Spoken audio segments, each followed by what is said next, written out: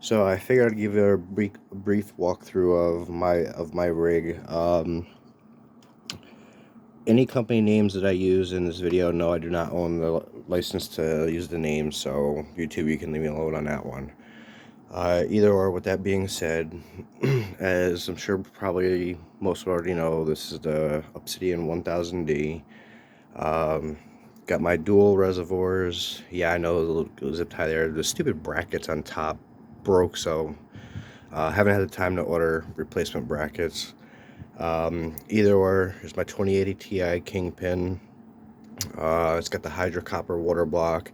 This is a custom made. I made it custom made LCD OLED, which comes from the LN2 kit.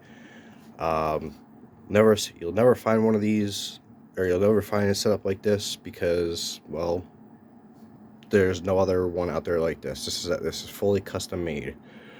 Um, Outside of that, yes, I am on my backup motherboard. It's a cheap Strix. I think it was like $250, $300 motherboard out of Best Buy.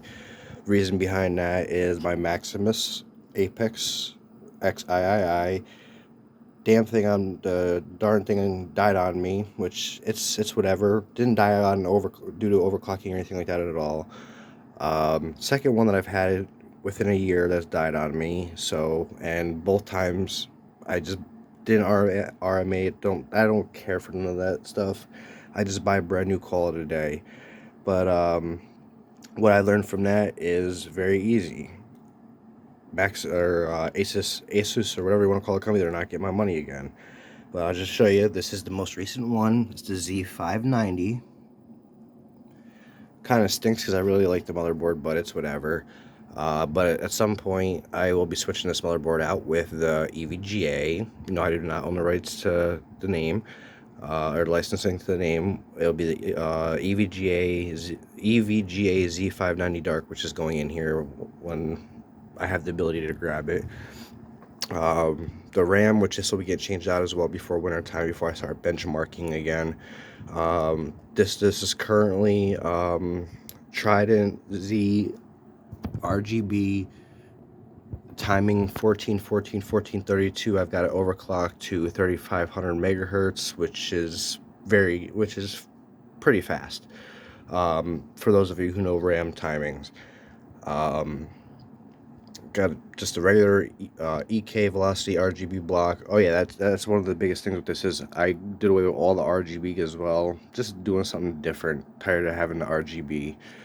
But no, the RGB is not plugged in for the water block. It's the EK velocity water block.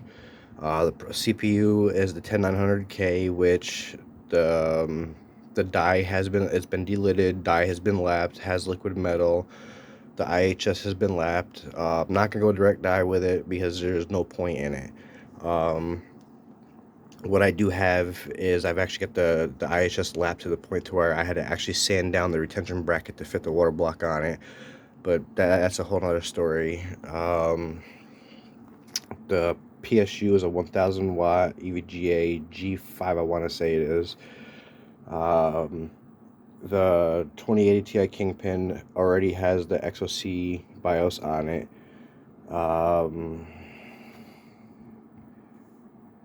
That's really pretty much it for it, other than the fact, well, for the Obsidian 1000D, I currently hold the record. I've got the most fans in it. No, they are not for looks. They actually perform.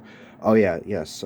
Before I forget, yes, I did change up how the war loops work. I got dual 480 Black Ice Nemesis radiators, 480 of them, 4 of them all together, 2 on top here, 2 in the front here.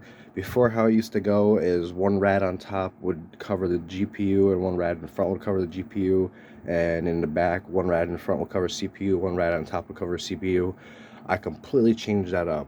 How I got it set up now is the top rads are covering the CPU, the front rads are covering the GPU, and they're both connected together through the water cooling, which I'll actually show you down here how I've got it done. And it actually works really well. I'm surprised how well it's working. No, these fans aren't plugged in right now. They do have a U switch. They actually pull air in here, which gets thrown up to the top. I really don't need them plugged in right now because the cooling is insane on this rig as it is. But as you can see, the same thing was done there with those. I also started building my own custom. Yeah, I started building my own custom Mora. This is again changed out. This is just the base to get things started. But the bottom one, which is an 80mm, that's on the CPU. Top one, which is 60, is on the GPU. Yes, I got more radiators up there, but that's, yeah. What I intend to do is grab, what I want to do is grab, if I can't get the Black Ice Nemesis, if I can't get these in 60mm and 360s, and I'm going to grab 2 more of these 60mm, or 2 more, or altogether it's going to be 3 rads stacked on top of one another for the CPU and 3 more for the GPU. I haven't figured out if I'm going to do the 80mm or 60mm, I haven't figured out that, yeah, and these 4 fans here that you see, sorry about the shakiness, but these 4 fans here that you see, when I get the Z590 Dark from EVGA, I do plan on transferring these fans over to that one. Is it needed? No. Reason behind it, more or less, is it's just the more fans, regardless of cooling, the cooling isn't needed or not, the better the cooling, the better the cooling.